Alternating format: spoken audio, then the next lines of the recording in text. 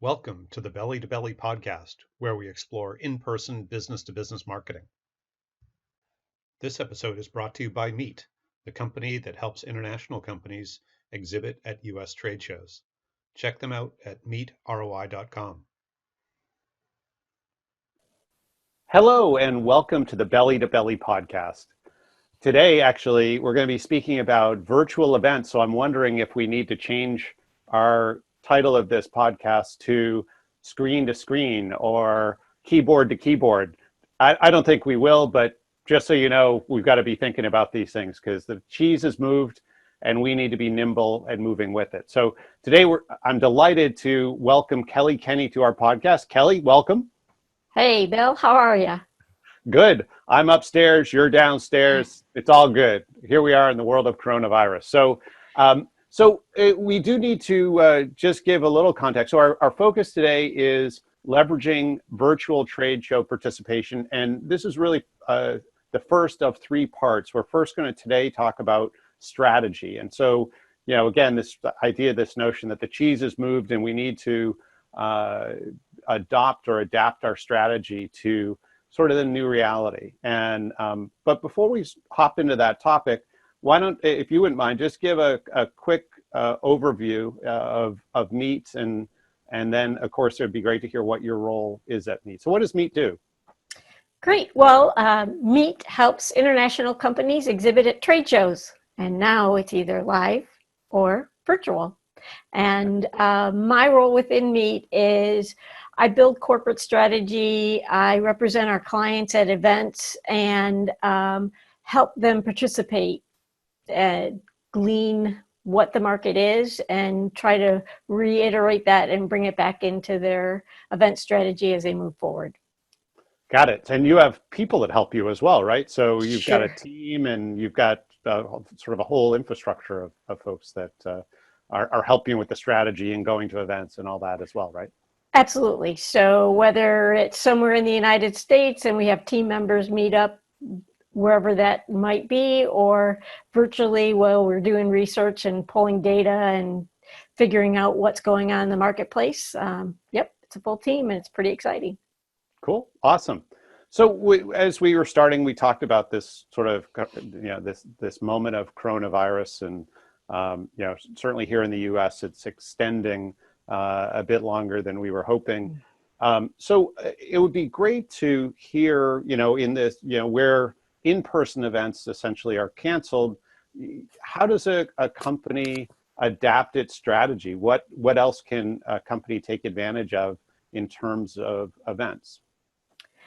Well, the great news is there's a lot of things happening. And if you act now and jump in, the virtual world is becoming fastly adopted into the world of how do we participate in events. So what we're doing is looking at your event list, taking a snapshot of what have been your A events, and then expanding that into what else can we be doing? So in our world, we look at, hey, what industry segments have we been targeting? Who's our persona? What are the great ways to connect with them in the real live world? And then adapting that into a virtual world. So maybe broadening the look at industry segment, maybe looking a little broader at association in-person events that we haven't looked at as let's participate. So we're gaining some momentum in looking at the expanded marketplace and leveraging what the virtual has to offer, from where we go, which segments we're looking at, and who we want to participate. Got it. So let me restate and just make sure I heard. So basically what you're saying is it almost today requires a fresh look where, you've got there, you went into this year with a specific plan and we were going to do this variety of in-person events. Obviously, many, if not all of those have gone away. Some have gone to a virtual version. Some have not. Some have just canceled for the year. And then it sounds like there are also some new events that need to be considered, or even events that wouldn't have been considered in past times, but now become favorable, whether it's because of budget or time or whatever other variables. But am I understanding correctly? Absolutely. That's where we're headed and trying to get it right.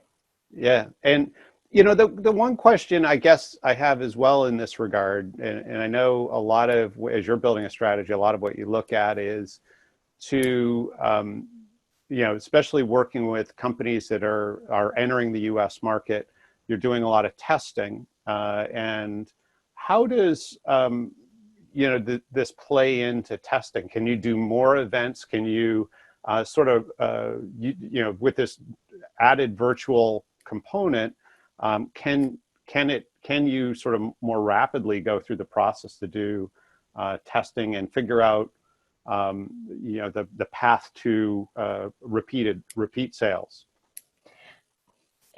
It is the best part of virtual events is the acceleration of testing. And, you know, in our live participation model, we've always done A/B testing, whether it's morning and afternoon, whether it's call to action or specific things that we're doing to engage the audience. With virtual, you can expand where you're heading, test more frequently, have different players test things. So we've really accelerated what we're testing and where we're testing it. So you really can, because it's so much more efficient, you can accelerate that testing and get the feedback as you're going and across multiple geographies that you weren't necessarily looking at before, but really accelerating what you're doing to test what the content is, who's going to pick it up. And with the virtual aspect, you can actually see how it's connecting even more so. And not that your team doesn't give you great feedback, but the technology actually draws that and draws a parallel specific to what you're testing. So it's great. So the technology is giving you analytics that help you sort of, yeah, got it. Yeah. And you know, thinking about the virtual trade shows, and again, this sort of reset that's happening, how do you, you know, can you take us through the steps to develop the refreshed strategy? Yeah, so we've really taken a look at, so here's our A plan, what we had in concrete that we were executing on this year. And not that we don't do this in regular years, meaning there's always events and things that pop up so that you're trying to keep quarterly aware of what opportunities there are and not get stuck in that we always go there. But what we're finding is with the big conferences postponing or moving to future, what we've found is there's some gaps that are filling in that are really neat. So let's say, for instance, you're a technology company and you only did these types of shows. Now what we're seeing is there's renewed emphasis on industry segments, taking a look at what your competition is doing. You can look really, a unique view right now is where are they and what are they doing. You can look at the roles and the titles of within your segments and see if there's some association opportunities or really unique events that you hadn't seen before. So ramping up, making sure your messaging is right to that audience, but participating in unique shows is a really good thing to be doing right now. Got it. So first is this sort of affirm the targets or goals that you're setting or the outcomes that you want, and then take a fresh look at the landscape of what's available and essentially make your plan aligned with utilizing those new or the augmented events to accomplish the goals. Right. And it is a whole new world. So you really have to be creative in how you're looking and what you're participating in, because there's a lot of events popping up. And so you really have to be thoughtful about what your objectives are to make sure they're tying to that specific event. And you got to over communicate to the event providers to hear what they're trying to accomplish, because everybody's learning through the new dynamics, and some are better and more astute than others. So you got to be choosy in what you're picking, but boy, is it fun to see what's out there. Yeah, and I know you've said as well that that this is also in some, as you're building some of our clients' plans. With some, there are opportunities to add in some more events because you don't have the burden of distance or of budget, and you can actually do tests in new markets that have always been of interest, but for whatever reason, maybe there were too many events in that particular month or whatever. But now where there's this sort of reset going on, and the events that are going or continuing often are moved to another month simply to accommodate them having to switch to an online platform and so on. But do you want to talk about that for a second? The idea of, maybe adding in some cases, additional events into the schedule because, again, the costs for the virtual are so much lower, and you don't have all of the travel and the drayage expenses and all of those types of things that are obviously a limitation for many. Well, it's really fun to kind of refresh and rethink your whole event strategy, because there is a lot. Some of the things that we're kind of looking at and playing with are, you always want your calendar to have a steady flow of events, because having everything in one quarter, and yes, it's summer. We don't do events in summers, but you should, because you need that steady flow of content and output of leads.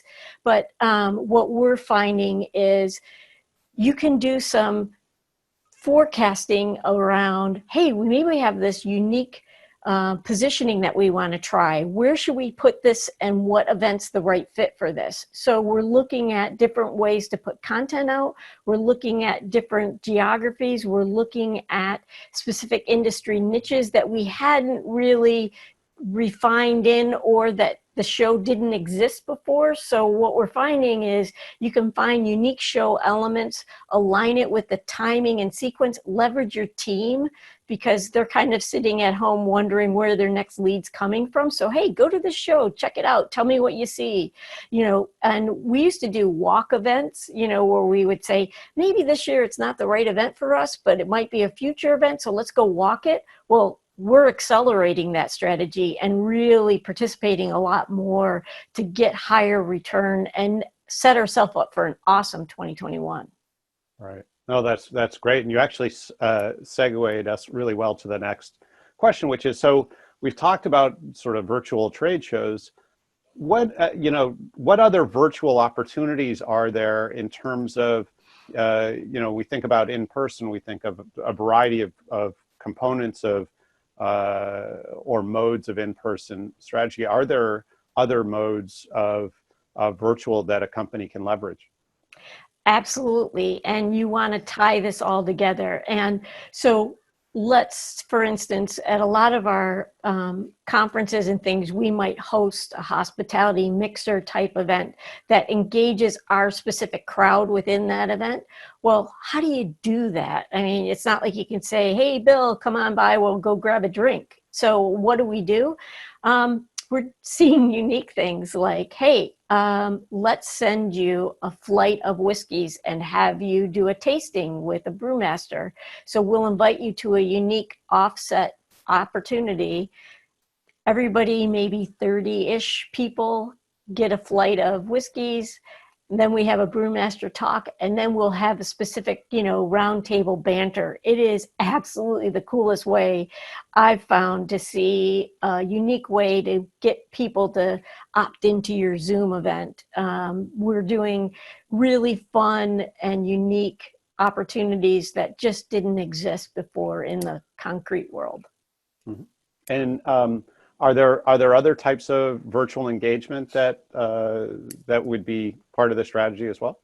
Absolutely. You want to do things like webinars that are targeted to your audience. You want to do things where you're engaging in social media, preempting events, just like you've always done, but you want to drive it to your specific content as well as meetups. So here's a topic, here's something we're really excited about. Anybody else out there? And you can do those in the events and get that topic interest moving, and then invite them to a personal sidebar networking piece. So you got to build those components in around the event.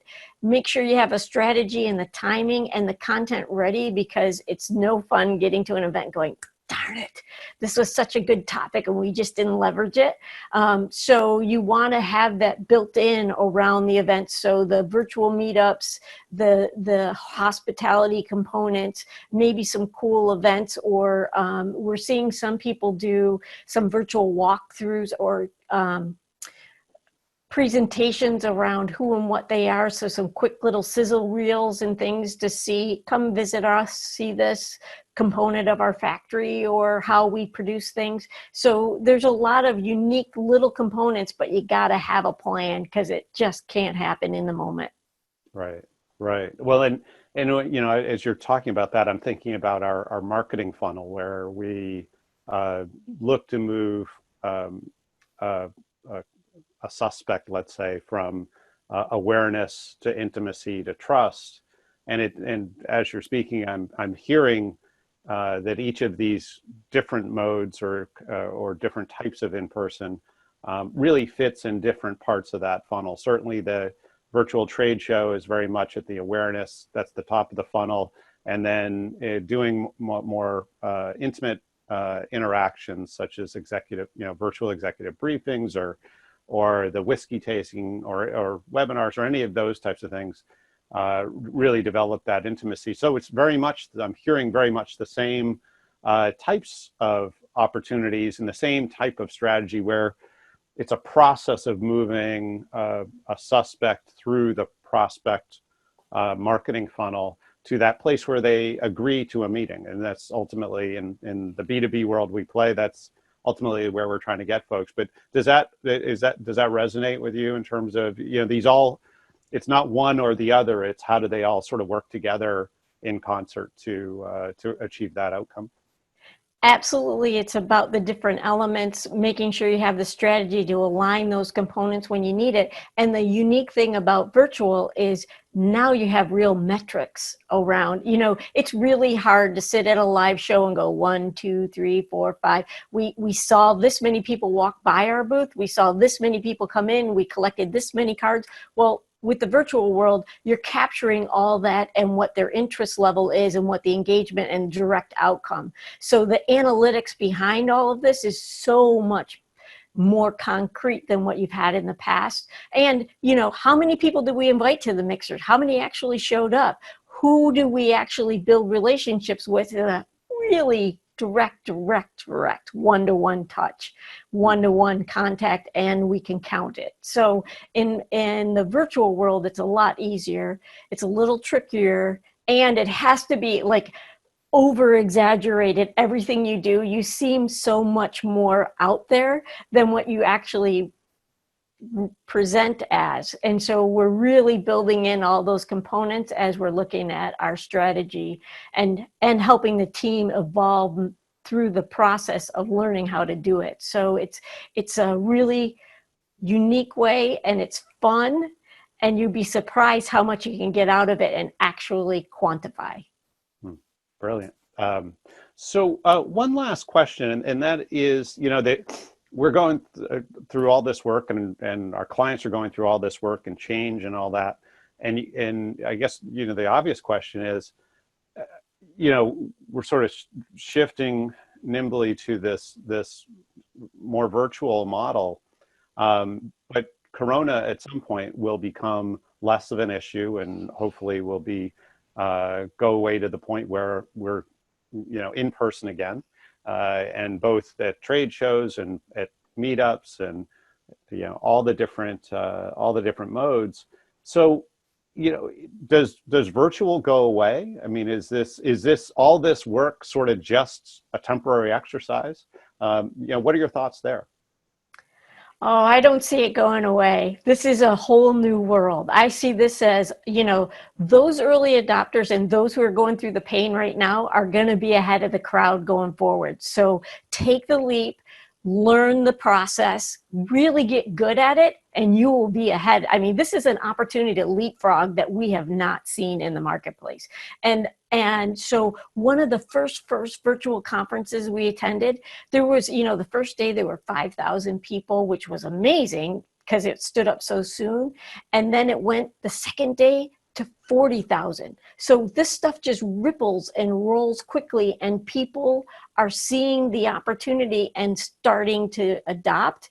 I don't see it going away. I do see it as maybe pre-conference, some hybrid, like get to know and talk to the marketplace before you get to the conference. And I think the smart organizers are really going to incorporate this going forward. So have a game, have a plan, and build it in now. So it's really a blended, sort of integrated strategy, and it's one. It sounds like where there are certainly going to be opportunities that organizers or event hosts create, and then there's your own strategy as well. So what virtual events can we do either pre or post some of these hosted events that will continue to get our prospects through that marketing pipeline to the place where they agree to an appointment. Does that kind of highlight what you were saying? Absolutely. And I really think, though, you want to think about your team and your strategy and leveraging these resources and getting them trained up and anticipating. But by the way, set the expectation that this is part of your role. This is what we're doing. This is how we do it. And when we go back to normal, you have to participate the old way and the new way. So let's figure out how to do it as a blended strategy together. Feel comfortable and confident that we can do this, and then let's see the analytics and then the warm and fuzzies that we get from actually saying hello and hugging a person. Oh my God, I can't wait.